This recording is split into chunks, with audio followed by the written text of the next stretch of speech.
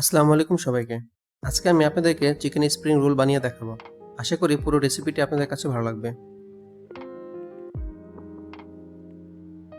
এখানে আমি মুরগির মাংসকে নিয়ে ছোট, ছোট করে কেটে নিয়েছি। আপনারা চাইলে কিমা করেও নিতে পারেন। তারপর এতে স্বাদমতো লবণ দিয়ে দিলাম। দিয়ে দিলাম পরিমাণ মতো মরিচের গুঁড়ো, হলুদের গুঁড়ো, রসুন বাটা, আদা বাটা এবং কিছুটা সয়াবিন তেল দিয়ে ভালো করে মেখে মেরিনেট করে রেখে দিলাম 30 মিনিটের জন্য। এরই ফাঁকে আমি ডোটা রেডি করে নিব।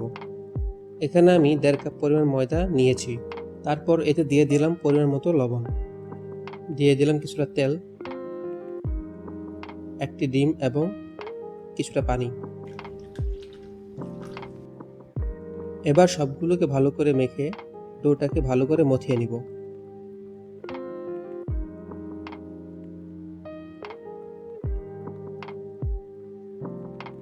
এখন ডোটা সফট হওয়ার জন্য কিছুটা সময় রেখে দিলাম। এবার রোলের জন্য পুরটা রেডি করে নেব। এ পর্যায়ে পেঁয়াজ কুচিকে কিছুটা ভেজে নেব।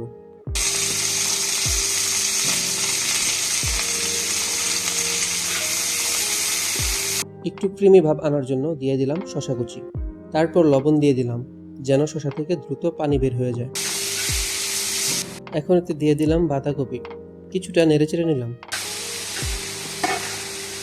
সবকিছু অনেকটা সিদ্ধ হয়ে যাওয়ার পর এই পর্যায়ে এতে দিয়ে দিলাম ম্যারিনেটকৃত মাংস।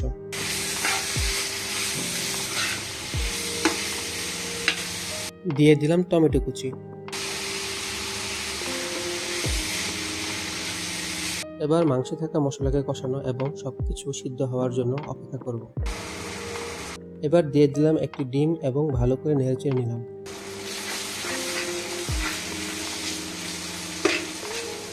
দিয়ে দিলাম কাঁচামরিচ কুচি।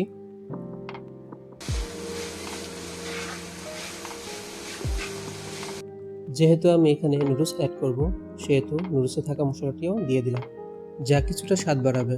এখানে আমি কিছুটা টমেটো সস অ্যাড করে নিয়েছি।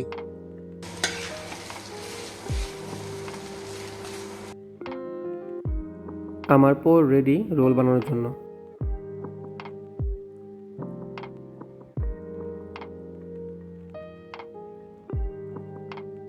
এখন পুরো ডোটিকে ছোট ছোট করে কেটে নিব।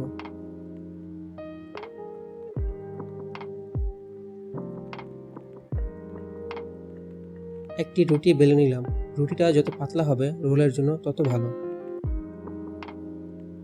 এখন পুরটা দিয়ে রুটির সাহায্যে পুরের দুপাশ আটকে দিলাম।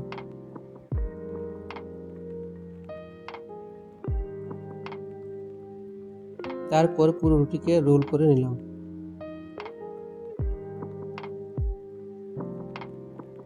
এভাবেই সবগুলো রোল মেক করে নিব।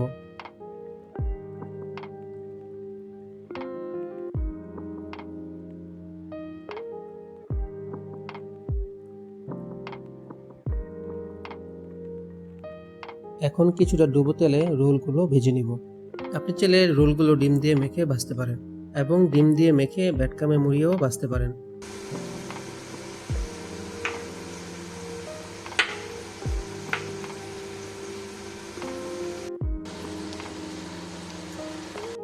এখন আমার চিকেন স্প্রিং রোল পুরোপুরি রেডি খাওয়ার জন্য। দেখতেই পারছেন রোলের ওপরটা কতটা মচমচে এবং ভিতরটা কতটা লোভনীয়।